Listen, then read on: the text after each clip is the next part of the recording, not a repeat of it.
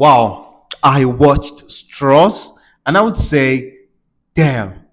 Oh, sorry for the bad language. It's amazing. One thing, if you haven't watched it, don't worry. I'm not going to spoil it. Maybe I might. So I think it's you're viewing at your own risk right now. But I want to be a. I want to try to relate with. There's some things I relate a lot with in straws, and I think there's some lessons you can also learn from.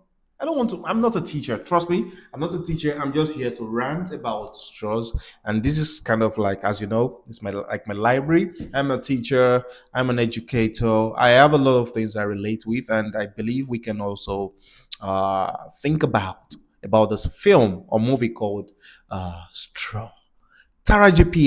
Henson, amazing person. Tyler Perry, somebody put it on social media, on Twitter, that one day black women are going to be set free or escape the demands, or let me say, the hands of this man called Tyler Perry. Which, in some way, I agree with. I have seen a lot of films by Tyler Perry, and I think they are. I've seen Acrimony. I've seen what's the name of this film? Mm, I forgot the title. Is the title of people like different people trying to marry like different couples. I think the film has like four different couples there, and they're trying to. My it's about their sister or something. I've forgotten the title. I hope I remember. It's about this. It has two parts. My sister. I think it's by Tyler Perry. Then the series. I've seen the Oval. I've seen a lot of films. I don't even want to talk about my dear. Okay, and it has this. One thing I have discovered about Tyler Perry's film is that there's always this background struggle. I don't want to use the word black women, but people get involved in when it comes to his films. And I'm kind of skeptical about that, but it is what it is. He has his film, he has a story. If I want to write something different, I might as well go ahead and write it. If you want to write it also, you might as well go ahead and write it. But one thing uh, I noticed, and the first word, let's talk about the most popular word there.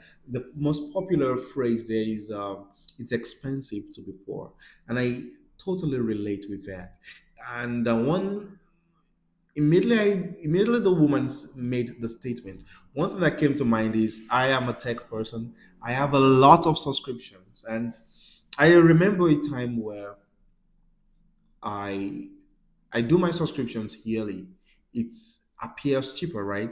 Let's say you make a subscription of $50 a month, and they tell you that or let's say $10 a month, and which means for 1 year, $10 a month for 1 year, that's going to be $120, right? And most of the time, when you make a yearly subscription, they tell you instead of paying $120, you probably might pay 90 or $80, which means it's cheaper, right? Buying in bulk is cheaper. I'm just trying to make you understand the concept of it's expensive to be poor. Now, the fact that you can't afford to pay the $90 at once, but you can only struggle to pay the $10 for just that month, it makes it expensive at the end of the day if you count it. So it's expensive to be poor because you can afford to do things at a go, once at a time. You can afford to do a lot of things. Yeah, in that situation, and I have found myself in that situation in some situations. Yeah, I'm not. Okay, somebody said I shouldn't say I'm not rich. I can afford basic things, but still, relative to some people, it's mostly expensive. It is expensive to be poor. It costs much. Not even it's not even about money. It costs you time. It costs you your mental health.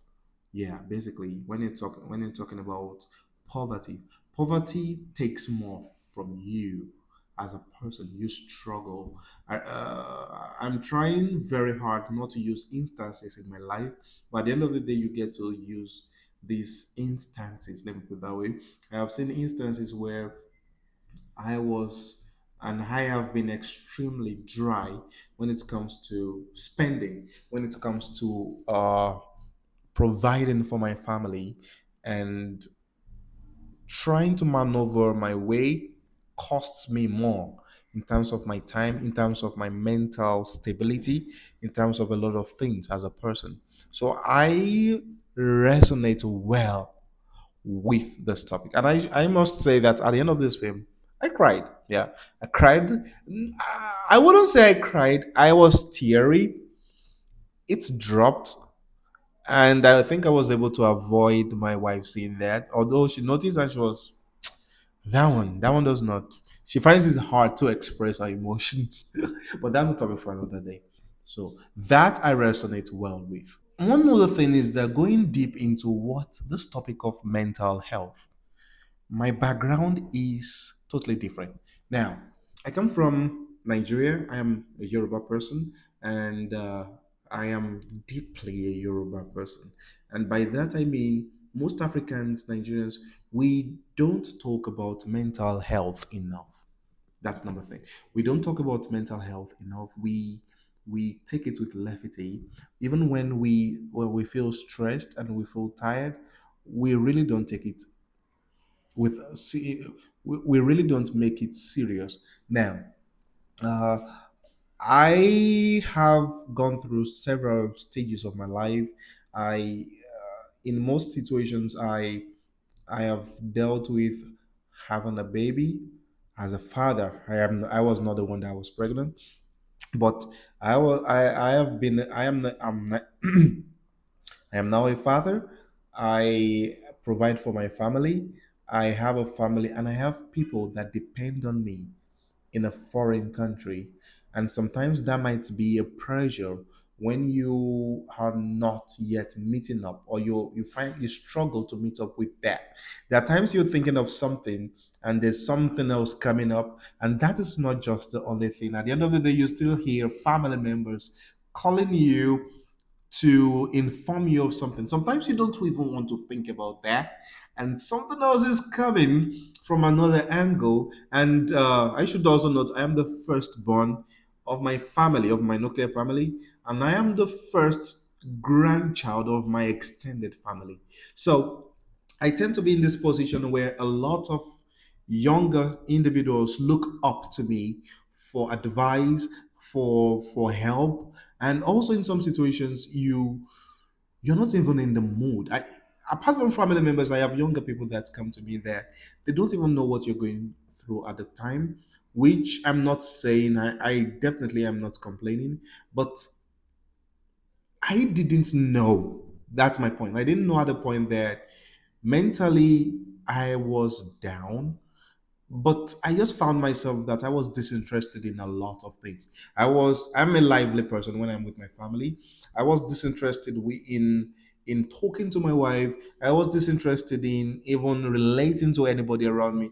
I just wanted to go to work, come back home and sleep. I was always I lost that connection with people. I lost that connection with a lot of things around me. And it took my wife, it took people around me to bring me back. And I remember my wife always trying to draw me back with questions. What's up with you? And just doing things, being there for me.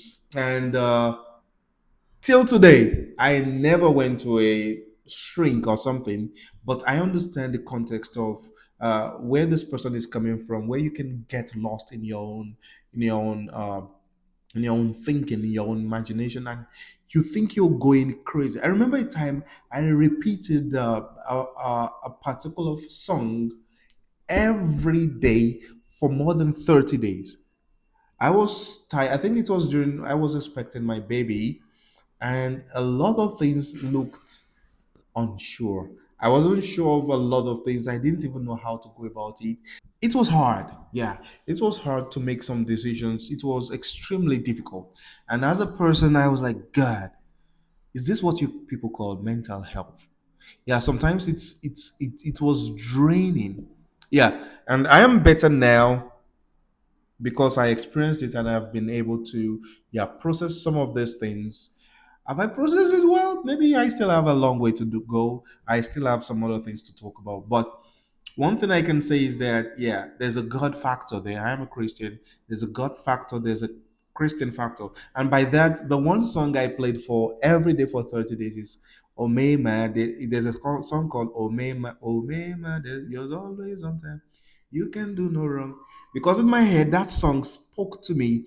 That song was that thing that gave me this therapeutic healing in my head. Like you're always on time. You can do no wrong. Because I was scared. A lot of things kept coming, some thoughts, yeah, kept coming into my head, and I was trying my best. I didn't know whom to talk to, and I was trying my best to suppress these thoughts by praying, by singing. I was always listening to this song. Oh mama, you're always on time, you can't do no wrong. Because I was expecting a lot of bad things to happen. I was down, and, and that is just mental health in let me say in half of what people talk about. People talk about a lot of things: work pressure. There are times I couldn't even sleep. I struggled with sleep, and sometimes I was just, I don't want to use the D word, depressed, but there are times, oh god, why is it that loud? There are times I was just down, too down to even think. So yeah, it's real. If you ask me, it's extremely real. Yeah, mental health, I understand the, I'm trying as much as possible not to talk about the film, but still be able to extract something so as not to spoil it for people that, if you've not watched it. Yeah, so I understand the woman's point of view, that you can just be lost in thought, lost in your conversation, and even hallucinate, see yourself in different places, and it's crazy. But as a man, as a person, you go through situations like these, and if you are in situations like this, I hope you come out of it, and I wish you the best. So lastly, this might be my last point, if I don't remember anything else. Community. In this film, you see how the bank manager that actually got to know her even invited her to open the bank account. You see the police officer that trusted her blindly because she could relate. You see people around her, even the office, the best friend, or let me say the friend at work, and even the sick man at her house, they all came out to vouch for her. This is not even about vouching. It's about community, the community of people you have around you. I so much appreciate in the past 2 years, I have been able to meet amazing people physically now that that stood up even when we were down, that made us feel we weren't alone. Because when it comes to family, when it comes to uh, especially living in a foreign country, there's so much you can do for yourself. And we have a community of people that understood, and they still understand everything about us. They understand that there are times as humans, you you just you just have to be there for your fellow human beings. They come physically, mentally, they are there. They advise us. They made us believe that it's okay. You are experiencing this. We've experienced it. What you have, we don't have. What we have, we have it, and we can tell you this is amazing. You'll get through with it, and you'll be great. And they have given us that strength. Yeah, when talking about family, talking about friends. Now I'm talking specifically friends. You're not alone. You feel you're not alone. There are some problems we share with these people that it's not as if they're going to click and make the problems go away, but the fact that you know you have people around you gives you this peace, gives you this chance at making it out of this problem. I don't know if I'm trying to make any sense out of this, but community, the people you relate with, one lesson out of this film I want you to learn, if not any, is that never believe you can do things alone. Yeah, you must have been. I know people that you've been hurt by people. People hurt you a lot. A lot of people deal with you because I know people have this experience that people don't deal with you unless they have something they want to gain from you. Yeah, I have experienced that also. That people come to you, they want to help you, but at the end of the day, you feel used. But I tell myself I can never be used. Yeah, I tell myself I can never be used. If you come to me and we have something together, be it business, be it association, fellowship, at that point you are in my life for as a blessing or a lesson. I must have gained something also. So if you think you're using me as a person, but that's not even my topic, but my point is that people come to your life, you feel you've been used, and you fail to trust people, and you believe you can do things on your own. At the end of the day, you can go fast alone, but you might not be able to go far alone. So try to build a system around yourself, belong to a community. Now, I'm not forcing you to be a part of a community, but it's beautiful to know that you have people around you that they've got your back. It's beautiful to know that you're not alone. Yeah, when it comes to things like uh, when it comes to living outside your, like, can I say, box now, or your native space. And it's not even just about that. When you have a community that understands you, that they've got your back, a lot of your life problems become so minute. Sometimes we might be in a problem, but I tell myself, I have the grace of people. I thank God for the grace of people around me. People we can just call on and talk about things, and you feel relieved at the end of the day. And this is what community ship is about. This is what that film reinforced in my life. That never take the people around you for granted. Never. And also, as a person, it's a good thing that people around her, they were able to vouch for her. Yeah, which means as a person, she's a person of an upright standard. Well, I don't want to talk about that. If you like, be a good person. If you like, be a bad person. Of course, I would advise you to be a good person. But the point is that, yeah, it's beautiful for you to be so upright that people can vouch for your behavior, vouch for you, which is an amazing thing as a person. So lastly, before I go, there is always hope no matter what you're going through. Even now, it's not as if I have the best or I have achieved everything, and there's still a lot of things I'm hoping and praying happens. But at the end of the day, we are hopeful. There's always hope. Always have this hope, and that things are going to get better as a person. Have this hope that life is good. Life will become great for you at the end of the day. And yeah, that's just what I want to talk about. The community is a lifeline. Mental health is real, and also always remember that a lot of people have invincible struggles that you don't know about. A lot of people are out there smiling and thinking, but you don't know what you're going through. So be nice to people. Be extremely nice to people. It's worth it. Don't put more on what they've been thinking about. Don't put more on there.